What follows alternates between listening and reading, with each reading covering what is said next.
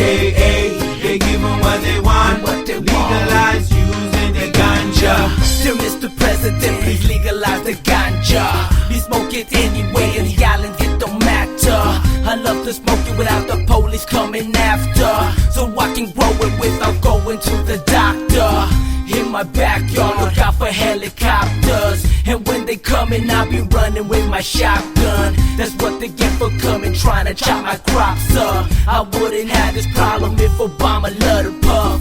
But you know what, brah, I think he really does. He probably in the Oval Office flipping a couple blunts. Secret Service do their job to keep it on the hush. Legalize it in the Big Island Criminal Trust. Ganja, what the people want and what the government knows is the ganja. Ganja, they give them what they want and what they want. Legalize using the ganja. Ganja, what the people want and what the government knows is the ganja. Ganja, they give them what they want and what they want. Legalize using the ganja. Give the people what they want, legalize it. Know the key to set you free, you beat the ganja. Now they finally let it be, no need to hide it. Just see the doctor, pay your fee to breathe the ganja. Big Island Crib, the one and only trade, true and petrified. Do what we do because the ganja.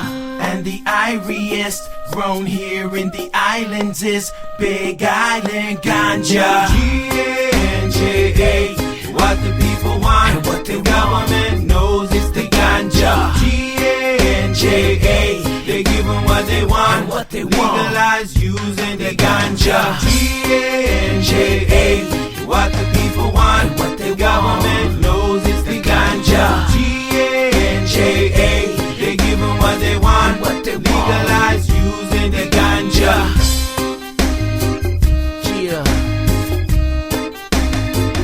Know how to find me, Kona Town. Trade true and petrified.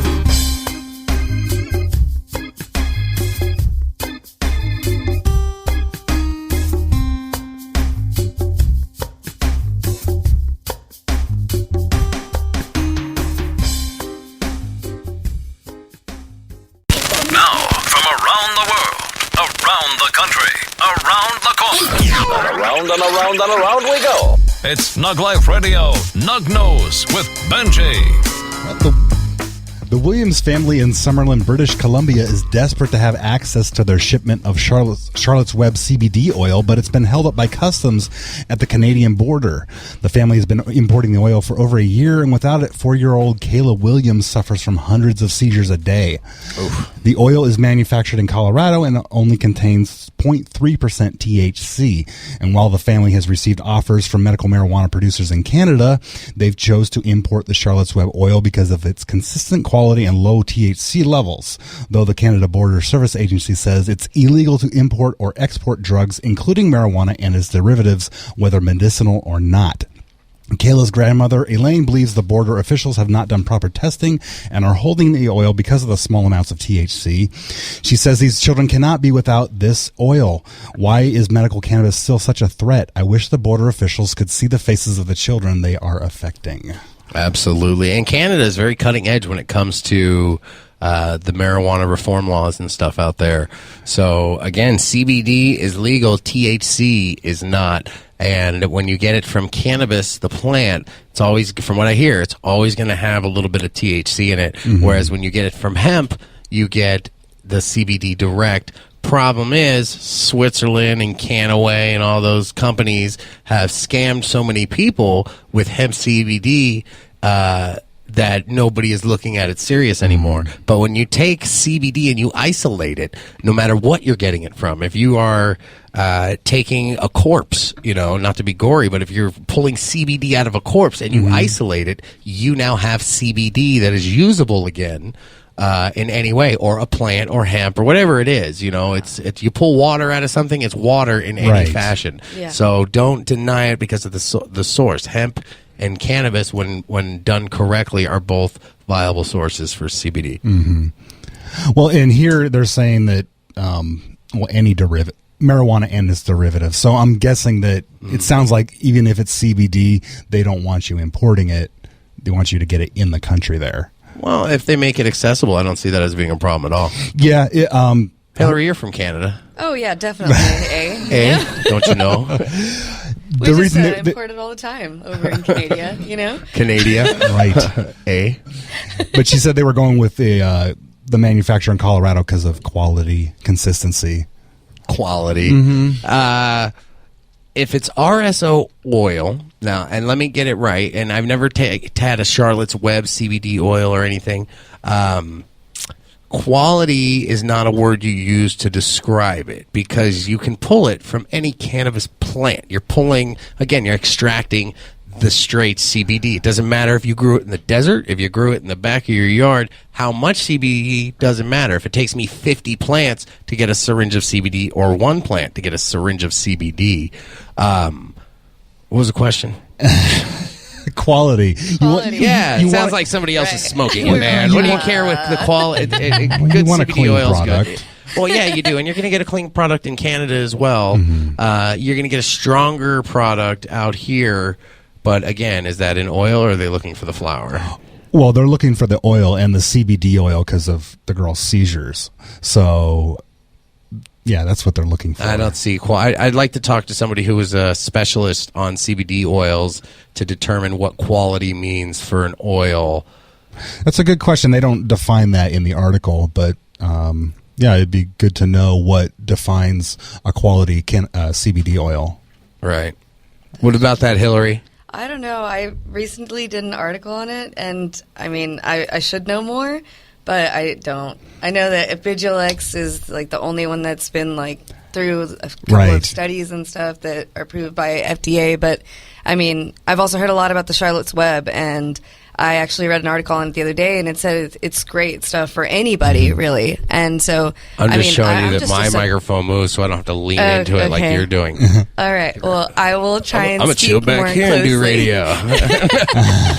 But yeah, I mean, I don't know what qualifies it as a quality product, but I'd know that there's... I guess it's probably as long as it's clean of solvents, if they use solvents in the process. Carcinogens, bugs. I mean, there's all kinds of stuff. It comes out of your garden. If you look at it under a microscope, some of the bad stuff, really, there's bugs. Whatever's in the air. Right. Whatever's in the air. Sneezes. So I'm guessing that's probably a good chance that's what they're talking about, quality. Yeah, it's a good book, too, Charlotte's Web. Read it. Much better than the movie. Good movie also. Yes. Wilbur. What else you got? You done? Waiting for you. Well, New Zealand resident Rebecca Ryder is originally from California, and she started using medical marijuana 10 years ago for chronic pain after trying a marijuana edible given to her by a friend. After moving to New Zealand, she would occasionally take trips back to the States to visit her parents, and she would then get a new doctor's recommendation and mail cannabis chocolate back to her home until the chocolate was intercepted by police in New Zealand.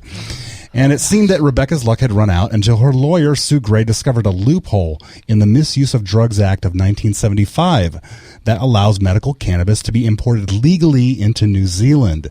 She says that if the medicine was lawfully prescribed overseas and brought into the country, and it's for medical purposes, and it's a 1-month supply, then it's lawful.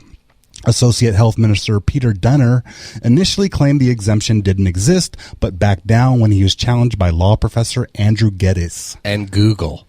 It's public record. So if you or I take our doctor's rec and go to New Zealand with some medicine, theoretically we can bring it into the country. A 1-month supply. Yes. How much is now? Who's to determine? That's the question, right? Because back then it was on good faith. They're like, that's about a jewel sack full. That's probably information you're going to want to have on hand if you do this. Yeah.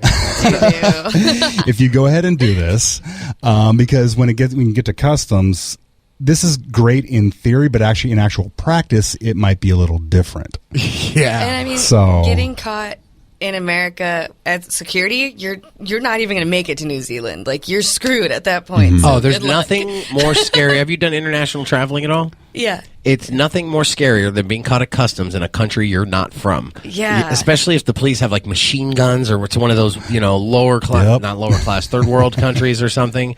It's a scary, scary thing because the dog only speaks German, and he's walking on your iPad and sniffing you, and they didn't find it. But what were you saying? Well, she, Rebecca her lawyer got her off with this. So, the judge said, good lawyer too. Big props to him because that's a lot of research. That wasn't something that go back to 19. he had to sit there and go through books, I'm sure, as opposed to the internet and do hours and hours of proper research. Or actually, props to his paralegal who do all the real works for the attorneys out there. And the judge that let her off said, like, in the future, if you do this, take it on the plane. Her faux pas was sending it through the mail this time. So they wanted her to take it on the plane. Yeah. That's good because it could go to somebody's house that it's not meant to. And I used to steal mail all the time when I was a kid, back when candy bar companies. Felony. It's now, but it was candy. They Caramello, when they first came out, sent everybody free caramellos in the mail. And if you lived in houses, the mailbox is right there at the street. And I would just follow the mailman with my sack, and I was just one right out. I was going bing, bing, bing, bing, and I got so much caramello. I can't eat it to this day. It's too bad he didn't have bud. They would have probably sold a lot better. Caramello would have. This could be good because apparently they have a marijuana shortage in New Zealand right now because there's a lot of raids going on. So it's all in one spot. People aren't getting their medicine. Really? Yeah. New Zealand's a rough country too, and you know what? It's not fair because all I know about New Zealand is the Bushwhackers from WWF back in the day. Remember them, the bald twins, and they licked each other's heads. Mm-hmm. I assume that everybody's like that. Either like that or Peter Jackson, like tougher Australians. And Australians are tough. Yeah, and I think of a lot of sheep. They do stuff to the sheep. Oh, you have to have your meds if you're surrounded by sheep. 24/7. They say that New Zealand sheep lie a lot. Sheep are mean, dude. Like, sheep are abusive. They will knock you over, and they don't love you. They don't want to play with you. Sheep are put not down my your friends. family. They're cute, Any animal that doesn't have normal eyes, that has them crucifix goat eyes, that's the devil's beast. And Goats are my one of them is favorite. always a little bit off somewhere. Yeah. Right? Don't you talk about them like that. They eat blow pops. Not You just the go to the goats. petting zoo and feed them blow pops and let them eat the sticks too. Like just go right through them.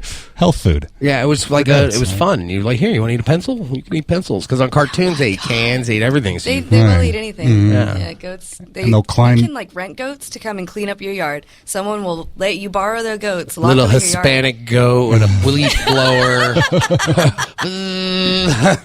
looking for citizenship. I'm Goatian American now. How much for 15 of them? We want to clean out the whole plate. Did they paint? Where'd you get that goat? Home Depot. Is that what we're like- calling them now? There was a wildfire out here. Hillary is Hispanic of some descent. For the record, we can say that now. Goats are my favorite. But there was this goat that lived at this house over in the mountains somewhere around here in San Diego. And a wildfire went. Well, the goat had eaten all the brush around the house. So it was the only house that didn't burn. Goat. That goat Boom. knew. Where's the goat? He's alive. He was on the news. Still alive? He's on the hill. He has his own house now. Yeah, it's his house. House on the hill. It's his house. Coincidentally, there was also like a female goat that also didn't burn, had a little Right. circle eating around her. It was a super goat, like Mighty Mouse, saving people everywhere. Okay, what else you got in the news? Well, Was that news? I got one more. Steve Pacheco, the owner of the Pothole Cannabis Clinic in Colorado Springs, Colorado, hosted a cleanup of a local park this past Sunday with free marijuana as a reward. With each full bag of trash participants filled up and brought back, Pacheco would reward them with a pre-rolled joint from the Pothole. For some, though, it was more than just about the free cannabis. Volunteer Miles Christensen said, "I hike every single day and I see trash on every single trail and it saddens me. So it feels good to go and actually pick up the trash. I don't mind it because I use the trail." And the goal of the day was not just about cleaning up the park, but also the reputation of the marijuana industry. Pacheco says it's to show that we are a positive impact. There's nothing wrong with weed. There's nothing wrong with our people. The club hopes to continue the cleanups every month and move to other parts of the city. I'm also happy for the people who throw syringes and use condoms at the park. They didn't know they were creating a job. If that's how you choose Yeah, to go look throw at it. trash all over the place because they're going to give you a free pot to clean it up. Right, let's throw cigarette butts on the ground. We're giving someone a job. Right, somebody's cleaning it. They're having like a 420 service day here, aren't they? Are they? A what? Yeah, a service day on 420, and you go and you volunteer. I can't remember exactly what you're doing. You know, there's a lot in my brain.